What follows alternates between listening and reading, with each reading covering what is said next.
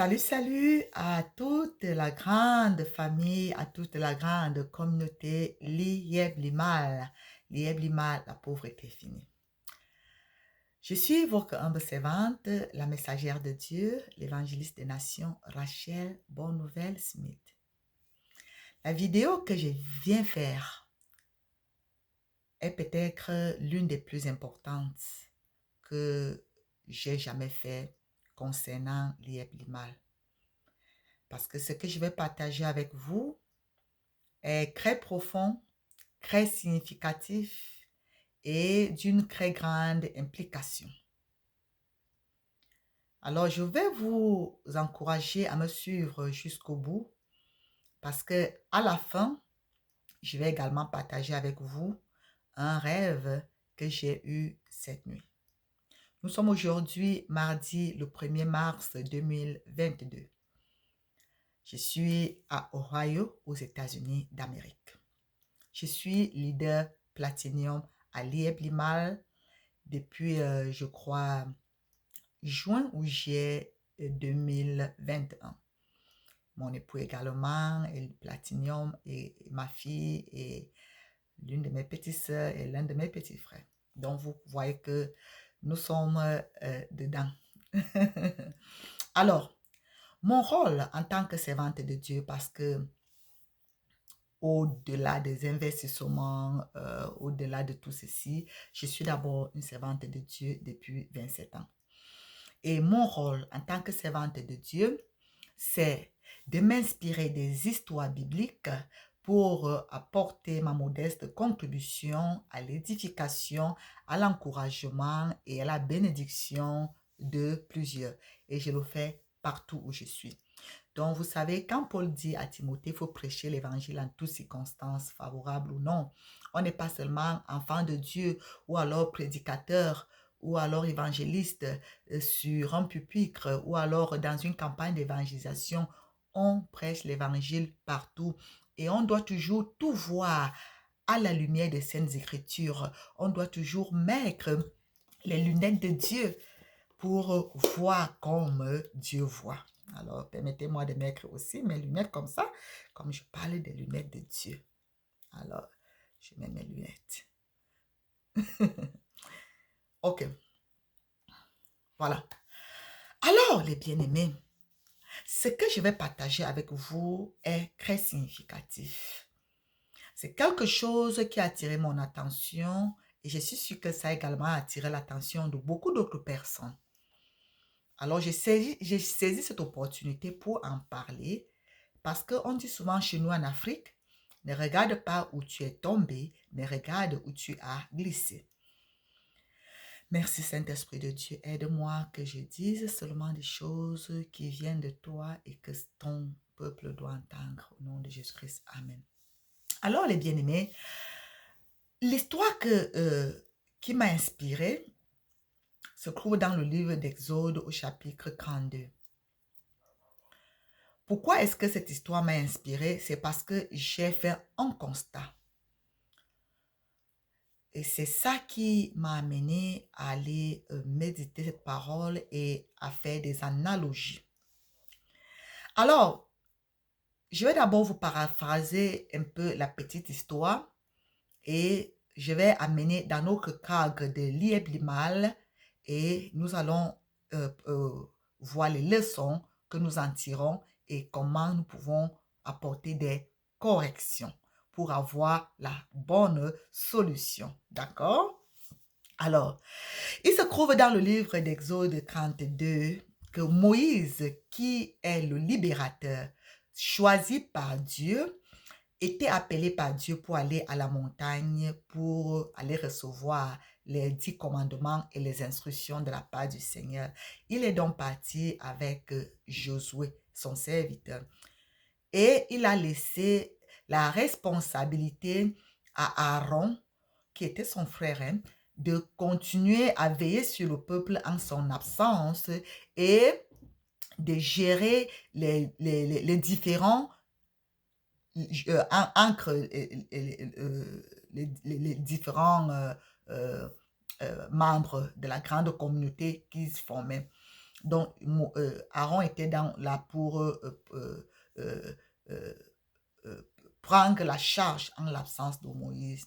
Alors, je vais donc d'abord vous rappeler rapidement qui est Moïse et qui est Aaron.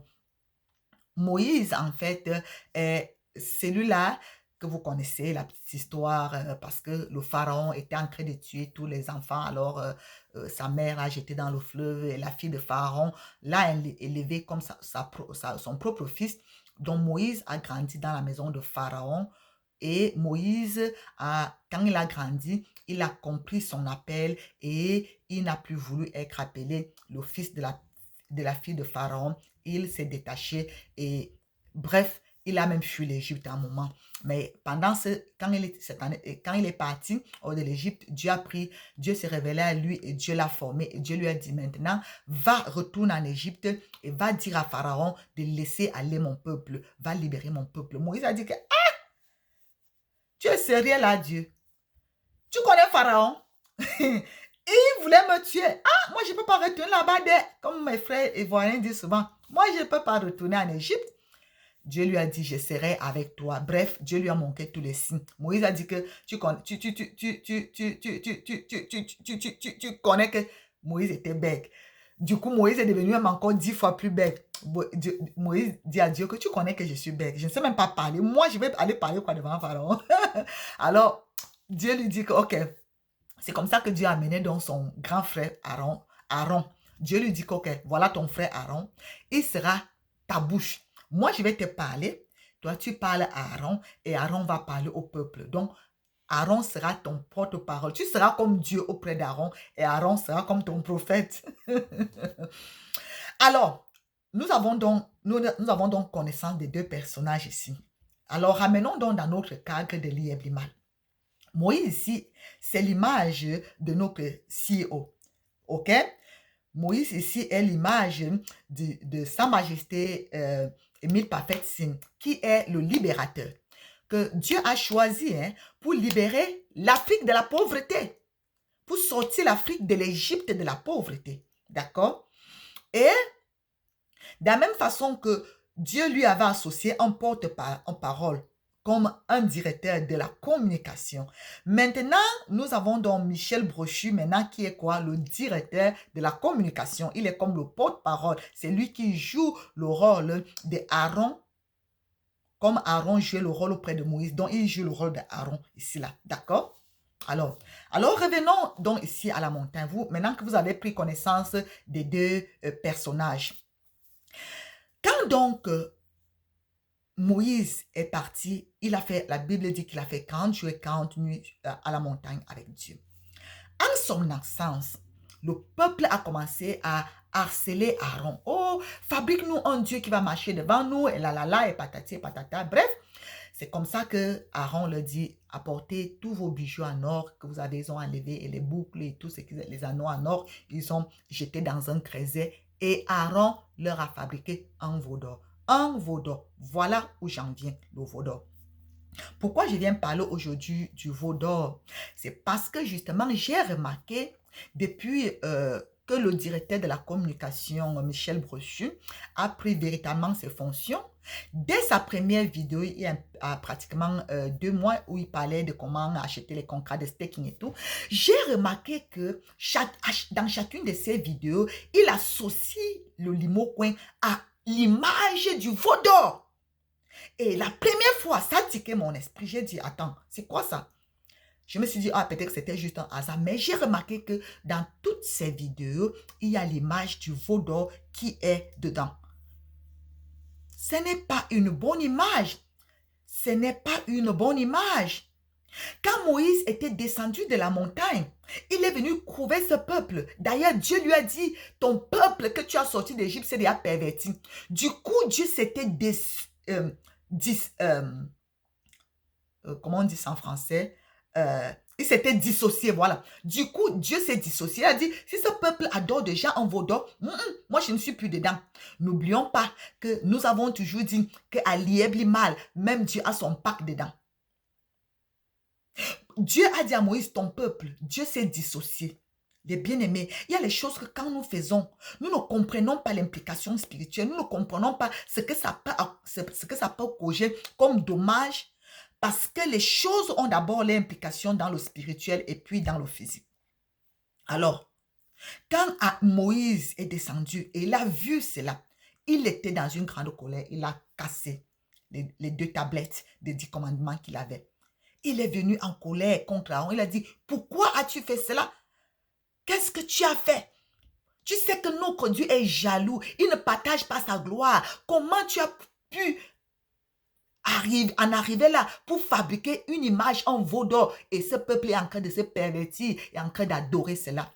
Aaron a dit, c'est parce que ce peuple m'a obligé, m'a forcé. Bref, pour ne pas tirer de long en large, vous pouvez lire l'histoire dans le livre d'Exode 32. Qu'est-ce que Moïse a fait? Moïse a pris cette image, il a fait fondre cette image, il a détruit cette image parce que cette image était une abomination.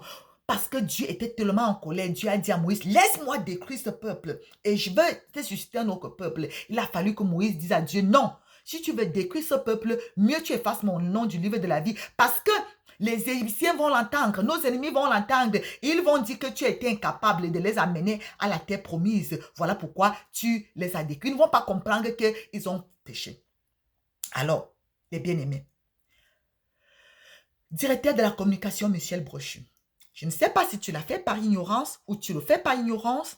Est-ce quelque chose que vous faites de toute bonne foi, vous savez ce que vous faites, ou alors vous ne savez pas, ou alors quelqu'un vous a dit de mettre cette image, de grâce, de grâce. Je parle maintenant à Sa Majesté, notre CEO. C'est toi le Moïse, c'est toi le porteur de cette vision. Il faut enlever cette image. Il faut dissocier cette image de notre limo-coin. Moi, particulièrement, en tant que servante de Dieu, connaissant la vérité, si quand j'avais investi à Liebli-Mal, il y avait une image de veau d'or, je n'aurais jamais mis mon argent dedans. Non, je n'ai pas investi pour me fabriquer un veau d'or. Nous n'avons pas investi pour nous fabriquer un veau d'or parce que l'image du veau d'or, c'est l'image d'un culte de perversion, c'est l'image d'un culte d'abomination, c'est l'image de la malédiction. Donc, nous ne sommes pas surpris que notre limo-coin soit en train de sombrer, en train de se mourir. Parce qu'il y a une image maléfique, diabolique, négative qu'on y a associée. Donc, de grâce, humblement, je te le demande humblement. Et je suis sûre que d'autres personnes qui sont des chrétiens, ou alors que des personnes averties ont vu la même chose.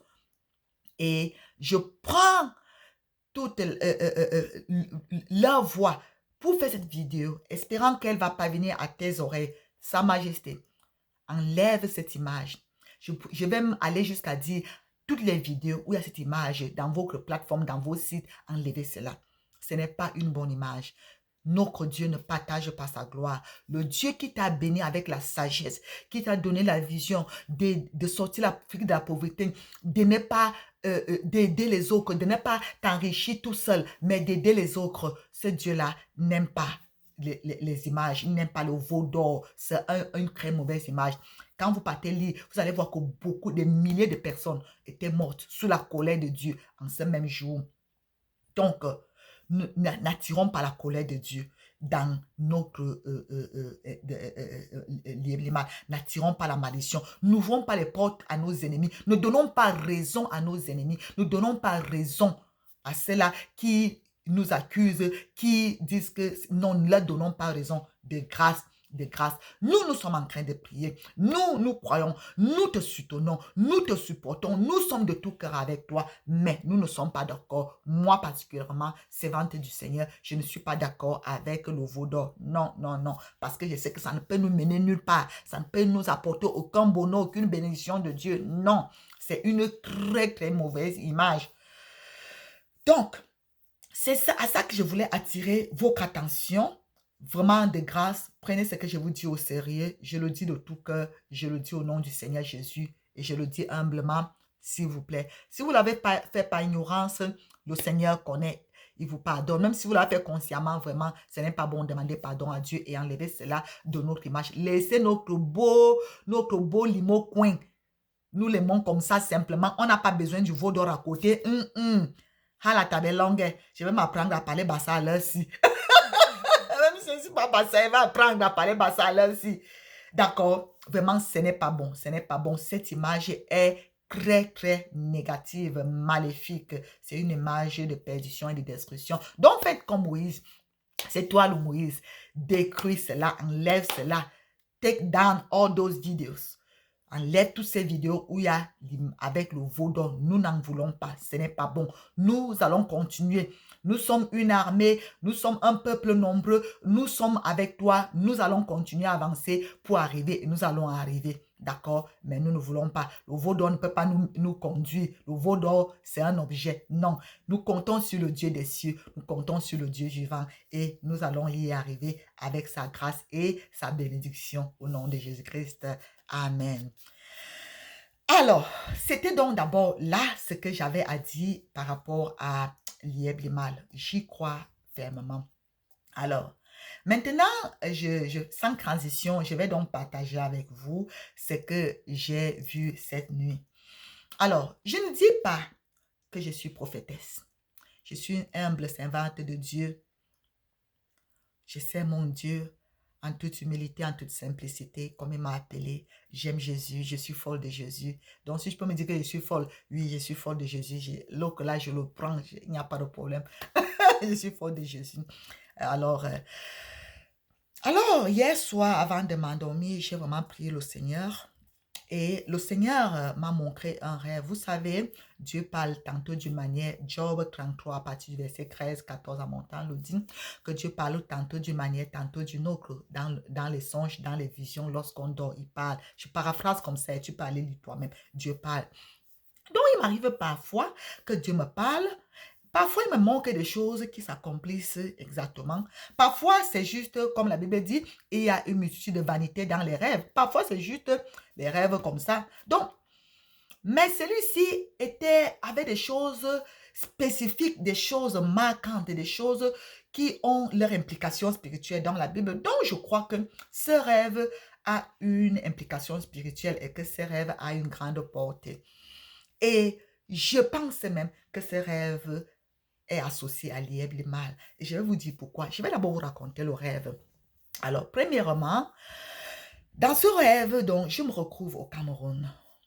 C'est ma chère patrie d'origine. Je me retrouve dans le Cameroun et j'étais dans une route en terre battue, une grande route, et je marchais. Et derrière moi également, il y avait beaucoup de personnes à ma suite qui me suivaient sur cette route-là. Et pendant que donc, je suis en train d'avancer sur cette route, je vois à ma gauche un rayon de miel. Et je me suis courbée et j'ai pris le rayon de miel et j'ai dégusté.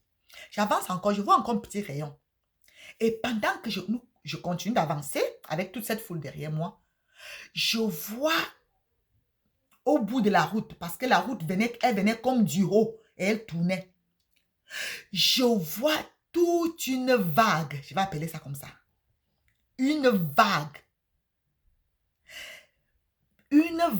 qui ressemblait, vous voyez, quand il y a éruption volcanique, vous voyez comment les laves, comment ça coule, comment c'est massif. Et ça avance doucement. C'est comme ça que je vois donc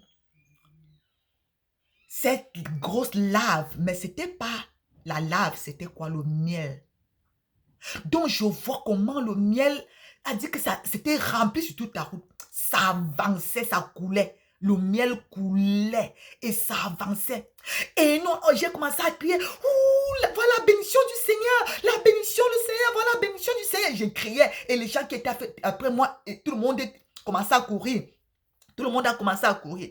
Alors, pendant qu'on courait donc pour aller vers ces miels, en route, il y avait comme quelque chose où les sacs plastiques, les sacs plastiques étaient accrochés tout neufs comme dans les supermarchés là.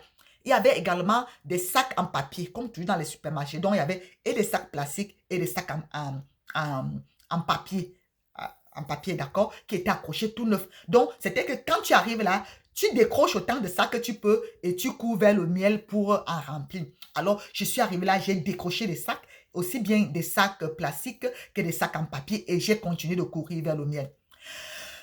Maintenant, pendant que je continue de courir, automatiquement, je me retrouve plutôt dans un vaste champ de maïs. un maïs qui était déjà mûr. Alors, quand j'arrive, il y avait d'autres personnes qui étaient là, qui avaient déjà cueilli, cassé les épis de maïs. Et tout le monde avait droit à casser seulement un épi de maïs. Donc, quand j'arrive, le rayon où je suis arrivée, des personnes qui sont venues avec moi avant avaient déjà cassé les épis. Maintenant, quand je casse aussi, mon épi n'avait pratiquement rien dedans. Donc, les gens qui sont venus avec moi avant moi, à cet endroit, avaient déjà cassé tous les meilleurs épis qui étaient bien remplis. Mais maintenant, la chose était que si tu as cassé un épi qui n'a rien, tu as la possibilité d'aller encore en casser un autre, jusqu'à ce que tu casses le bon épi.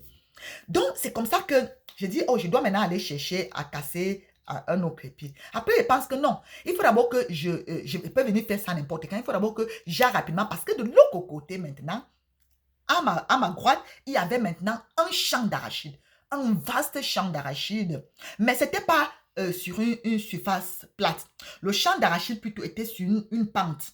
Donc, tout au long de la route, donc, il y avait toute une pente comme ça et ça montait. Donc, c'est là où le champ d'arachide était. Alors, quand j'arrive, et voilà, donc c'était comme ça sur une pente, le champ d'arachide qui était déjà à maturité. Moi, j'ai grandi au village, donc je connais, je connais de quoi il parle.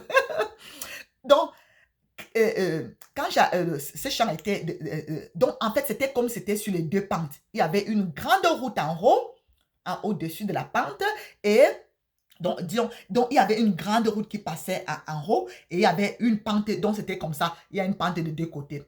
Et puis ici, au milieu, il y a la route, d'accord? Donc, sur chaque pente comme ça, voici comment dont le champ était ici, d'accord? Et c'était long, sur une longue surface. Donc, ça partait jusqu'à l'infini, il y avait les gens partout. Alors, qu'est-ce qui se passait? Ici, là, sur cette pente donc, où moi je viens, je me place ici. Donc, c'était déjà crassé en petits sillons d'un mètre. Donc, il y avait un peu plein. Donc, donc, les sillons étaient comme ça, déjà coupés. Donc, c'était comme si quelqu'un avait déjà fini de couper. Donc, chacun venait, tu te plaçais ici et tu devais seulement récolter ce qui était là. C'était la même quantité pour tout le monde, même largeur, 1 mètre. Et puis, là, ça montait en haut jusqu'au niveau où il y avait la route. Et de l'autre côté encore, il y avait d'autres sillons. Alors, et tout le monde devait se placer. C'était bien, bien crassé. Tout le monde devait se placer. Donc, quand j'arrive, quelqu'un était déjà placé ici, quelqu'un était déjà placé ici. Et moi, je me suis placée au troisième sillon. Et donc, j'ai été là placée là-bas jusqu'à l'infini. Donc, moi, je me suis placée ici, là, au troisième sillon. Il n'y avait encore personne là. Donc, c'était comme si c'était le sillon qui m'était réservé. Et du coup, j'avais une machette à main, une longue machette qui était un peu comme une épée, l'épée. Voilà. Et du coup, donc, je suis venue avec ma machette et j'ai piqué à terre au niveau, il y avait mon sillon. Et là, je me suis placée là. Et il y avait certaines femmes que j'ai reconnues. Donc, c'était un peu les femmes, c'était les femmes Bassa que je connais. On était voisines quelque part dans un quartier à Yaoundé. Et j'ai commencé à leur dire que je suis tellement contente. Je suis tellement contente. Je suis tellement contente parce que notre quartier est le seul quartier que Dieu va bénir en cette année. Notre quartier est le seul quartier que Dieu va bénir en cette année. Et en plus de ça, nous serons le seul quartier à avoir une route. Je suis tellement contente, je suis tellement contente et tout. Donc, c'était comme si elle aussi, elle connaissait. Donc, c'était pas, je leur apportais une information nouvelle, mais moi, j'exprimais en haute voix ce que tout le monde connaissait un peu, quoi. Alors, euh, c'est comme ça, donc, voilà, je suis placée ici au niveau de mon sillon et puis à la route ici en haut, il y a l'autre côté comme ça. Alors, je vois de l'autre côté, il y a une route ici en haut qui sépare. De l'autre côté, je vois quelqu'un placé. Cette personne qui était placée ici en haut est une personne qui est déjà passée de gloire, qui est déjà partie, d'accord? Mais c'est la première personne qui m'a parlé de Liéblimal.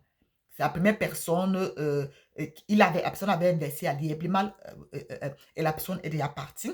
Mais c'est la première personne qui m'avait parlé de Liéblimal à l'époque, en 2019. Mais bon, je n'avais pas, il ne m'a pas bien expliqué, donc je n'avais même rien compris. Donc la personne était placée en haut, mais de l'autre côté, il y avait une route ici qui nous sépare. D'accord? Une route ici au milieu qui nous séparait. Et lui, il était de l'autre côté de la pente.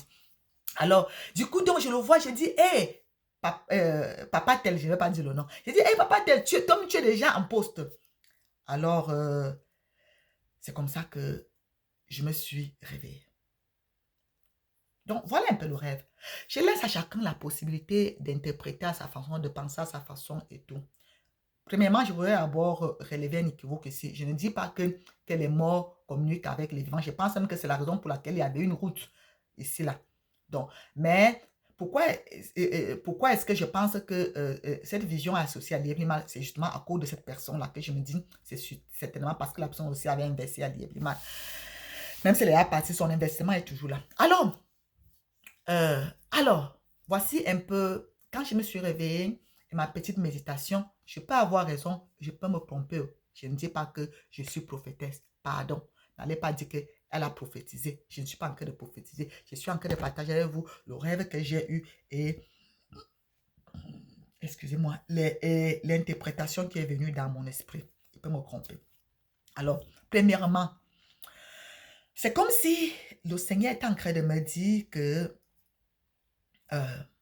cette route où je me plaçais, d'accord, c'est l'Ieblimal, la vision de l'Ieblimal, d'accord. Et comme j'ai vu cette route, j'ai vu un rayon de miel que j'ai pris, j'ai mangé, j'ai encore vu un petit rayon de miel. C'est comme si le Seigneur me disait que ce sont les choses qui se sont passées l'année passée, ce qui s'est passé l'an dernier.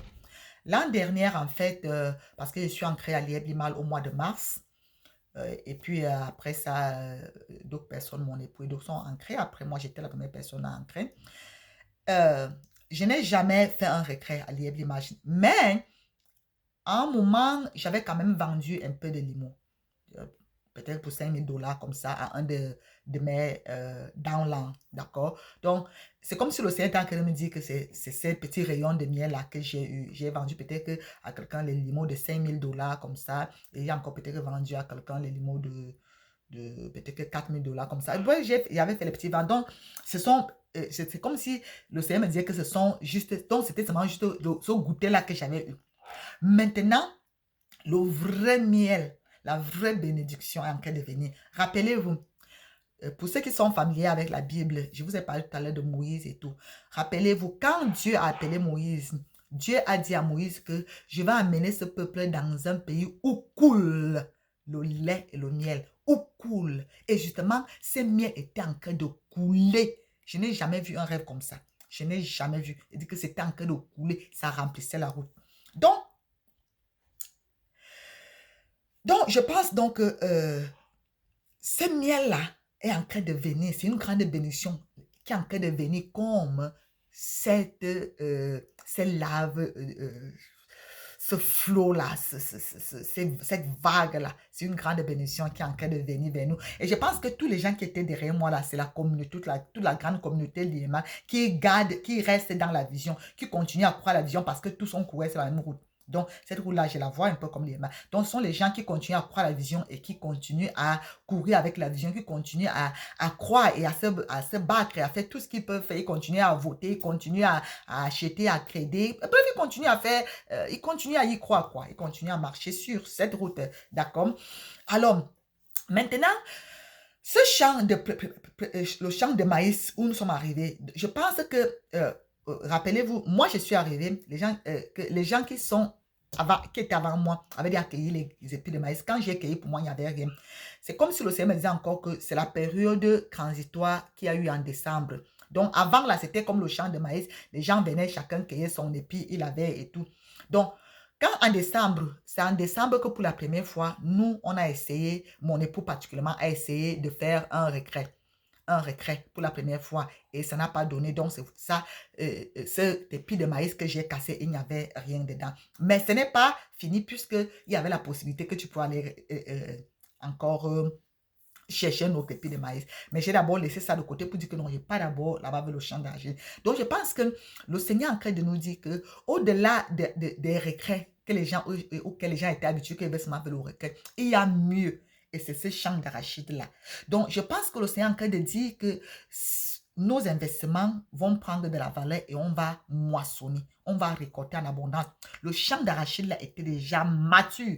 Il était déjà mûr. Mais, voici quelque chose.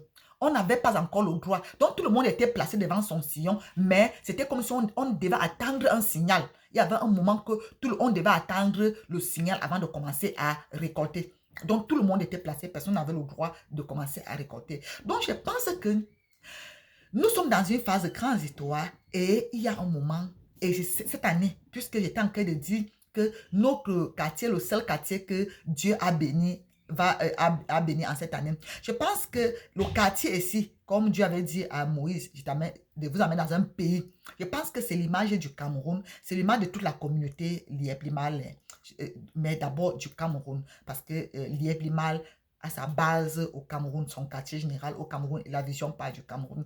Donc, je pense que le Seigneur est en train de dire qu'il va bénir cette nation et Liéblimal va jouer un très grand rôle de bénédiction au travers de ça. Et j'étais également en train de dire dans le rêve que nous sommes également le seul quartier où on va construire une route cette année. Donc, je pense que au travers de Liéblimal, en fait, le Seigneur va apporter, c'est comme une voie de bénédiction pour le Cameroun, pour les Africains et pour plusieurs. Donc, c'est un peu ce que je suis en train de penser. Et maintenant, quand on arrivait, comme je vous ai dit, quand on arrivait ici, il y avait les sacs. Et les sacs plastiques et les sacs en papier. Et chacun devait prendre une quantité pour aller remplir. Je pense que c'est une image des différents packs d'investissement que les gens ont achetés. Parce que je pense que ce sont les différents packs d'investissement, ça représente les différents packs d'investissement que les gens ont achetés et chacun selon son sac, selon son pack, pourra remplir selon son pack. Vous connaissez cette histoire qu'on raconte souvent qu'un roi avait invité les gens à demander à chacun que je venais travailler et chacun, il a dit chacun vient avec un instrument de travail. Les autres partaient avec les pelles, les autres disaient que moi je partais avec les travail, partais avec la cuillère. Après, il les a amenés dans sa salle de trésor. Il a dit que chacun va prendre son instrument de travail qu'il est venu avec pour aller puiser au travail, pour aller puiser autant pour moi le trésor. Les gens qui étaient venus avec les petits cuillères là, avec très peu. Donc, je pense que justement, ces différents plastiques ici, ces différents sacs et en papier et en plastique sont les différents packs que les gens ont achetés. Donc, sont d'accord.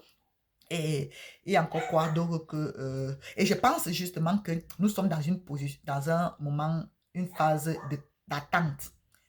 On doit attendre.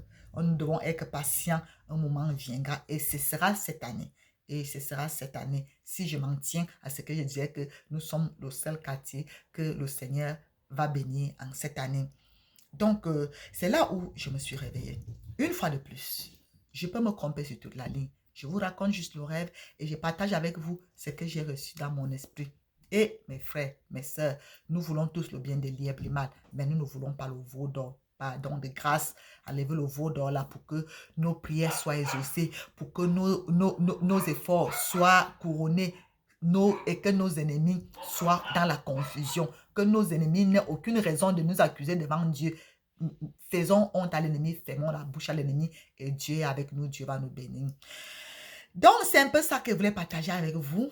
Je remercie tous ceux-là qui sont en train de souscrire à ma chaîne. Je remercie tous ceux-là qui viennent me faire les commentaires pour m'insulter, pour se moquer. Vous tous, vous êtes les bienvenus. Je vous aime tous et Jésus-Christ vous aime plus. Je ne vais pas vous rendre insulte par insulte. Je sais que vous êtes beaucoup sont ignorants. Donc, quand vous venez, faites vos commentaires. Je vais répondre toujours avec l'amour. Je vais toujours vous bénir parce que c'est ça mon ministère, c'est ça mon rôle en tant qu'enfant de Dieu. Un enfant de Dieu doit toujours répondre avec les paroles de bénédiction et d'amour pour honorer le Seigneur parce que plusieurs ont besoin de Jésus.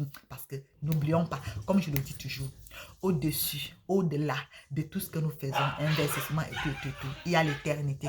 Donc, vanité de vanité, toute autre chose est vanité, mais il y a l'éternité. Mon frère, ma soeur, toi qui n'as pas encore accepté Jésus-Christ, toi qui n'as pas encore fait de Christ ton sauveur et ton Seigneur, tu peux juste faire une prière sincère de repentance et l'inviter dans ton cœur. Il est tout près de toi. Il est tout près de toi. Jésus-Christ t'aime. Il veut juste que tu te repentes et que tu crois qu'il est le Fils de Dieu qui est mort pour toi. Il ne veut pas qu'un seul pécheur à la perdition. Il est venu mourir pour nous. De grâce, mon frère, ne pars pas en enfer. Alors que le salut est gratuit. Le salut est gratuit. Jésus-Christ a payé le prix. C'est à toi de croire. C'est à toi d'accepter, de te repentir et d'embrasser cet amour. Je l'ai fait depuis 1995. 27 ans aujourd'hui, c'est la meilleure chose qui ne soit jamais arrivée. Je n'ai jamais regretté et je ne vais jamais regretter quoi qu'il m'arrive, je suis avec Jésus-Christ, c'est jusqu'à la gare, jusqu'à l'éternité. Ça, c'est ma prière également pour toi. Alors, je vais prier. Et quand je prie, hein, quand tu es malade, tu reçois la guérison. Quand je prie, crois seulement. Pendant que je prie, pose ta main où tu as mal, tu vas recevoir la guérison. Et toi, tu vas témoigner. Je connais le Dieu que je sais. Alors, je vais prier, Seigneur Jésus-Christ, je te rends grâce pour cette révélation. Et te rends grâce, mon Dieu, parce que ce qui est révélé est condamné. Seigneur, je condamne à la destruction ce veau d'or et son implication et sa présence dans nos investissements. Esprit de veau d'or, au nom de Jésus-Christ, tu es détruit, tu es vaincu parce que tu as été exposé. Nous te chassons de nos investissements, nous te chassons de nos limocoins, nous te chassons de l'Ieblimal au nom de Jésus-Christ. Dieu a son pack à l'Ieblimal et Dieu va nous bénir. Seigneur, cette vision que tu m'as montrée, je le crois fermement. Seigneur, mon Dieu, mon roi, que c'est ce que nous avons sémé, ce que nous avons sémé. Notre limo coin va prendre de la valeur. Bénis tous les investisseurs, bénis notre CEO, bénis tous ses collaborateurs, donne-leur la sagesse, l'amour, la crainte de Dieu. Seigneur, mon Dieu, mon roi, là ils ont fait des erreurs. Seigneur, pardonne. Pardonne, Seigneur, même cette image de veau d'or, mon Dieu, aie pitié, pardonne. Seigneur, pardonne. Seigneur, ne permet pas que la destruction, que la ruine vienne, Seigneur, mon Dieu, mon roi, sur ce peuple nombreux qui a beaucoup investi, mon Dieu, mon roi. Accorde ta grâce. Répands ta bénédiction, Seigneur, mon Dieu, mon roi, et qu'ensemble, nous puissions moissonner au moment convenable, au temps, Seigneur, que tu as arrêté, que nous puissions moissonner pour partager, nous réjouir de la récolte avec nos familles et avec tous ceux-là qui sont partout, Seigneur, qui sont dans le besoin. Béni sois-tu, mon Dieu, mon roi, parce que tu es grand, tu es fidèle, tu es vivant et tu nous parles. Seigneur, j'ai prié pour mon frère qui est malade. Sois guéri au nom de Jésus. Que Jésus-Christ te guérit, que Jésus-Christ te restaure, que Jésus-Christ te relève au nom de Jésus-Christ, que la maladie, la douleur libère ton corps au nom de Jésus-Christ de Nazareth. Toi qui as le trouble dans ton cœur, que le trouble, l'angoisse, la peur soit chassé de ton cœur au nom de Jésus-Christ. Reçois la paix du Christ dans ton cœur, la paix du Christ qui surpasse toute intelligence. Je te donne tout ce que j'ai, la paix, la joie du Seigneur, c'est qui fait ma force depuis 27 ans. Que le Seigneur te bénisse, que le Seigneur t'accorde la grâce, que le Seigneur te protège. Je vous aime, mais Jésus-Christ vous aime bien plus. Ciao, ciao. Bonne soirée.